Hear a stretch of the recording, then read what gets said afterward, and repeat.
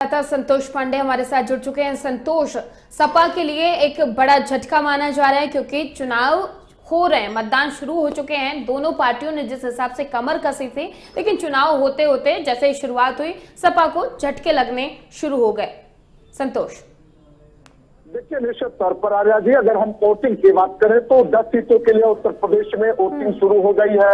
अगर मुख्यमंत्री योगी आदित्यनाथ की बात कर लिए जाए तो वो भी अपना जो मतदान है वो कर दिया है, और साथ ही अगर हम नेता प्रतिपक्ष की बात करें अखिलेश यादव की, तो वो भी वोटिंग कर चुके हैं। निश्चित तौर पर अब परिणाम क्या आते हैं ये देखने वाली बात होगी जब शाम को परिणाम आएंगे। लेकिन जिस तरह से बात कर लिया जाए, पहले 7 प्रत्याशी भारतीय जनता पार्टी ने उतारा था, लेकिन दूसरे दिन अंतिम दिन अपने 8वें प्रत्याशी के रूप में भी उन्होंने मैदान में उतार दिया था, और 3 प्रत्याशियों पर समाजवादी पार्टी ने नामांकन किया। उसके बाद से जो मुकाबला है वो रोचक हो गया है।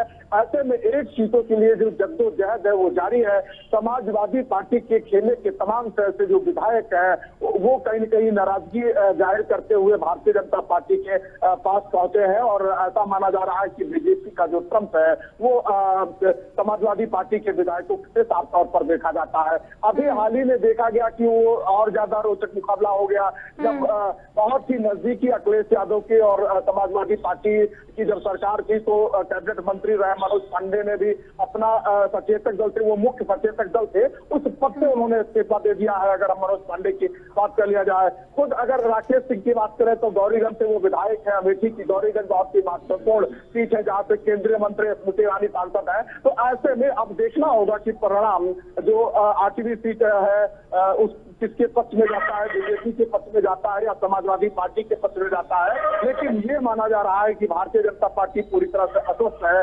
उसे ये भरोसा है कि जिस तरह से उसने तोड़ने की राजनीति की है, अपनी पार्टी में पहले में मिलाने की राजनीति की है, उसमें भारतीय जनता पार्टी को कहीं न कहीं जो 8वीं सीट है वो भी बीजेपी के जो राज्यसभा सांसद होंगे वो राज्यसभा चुन करके पहुंचेंगे।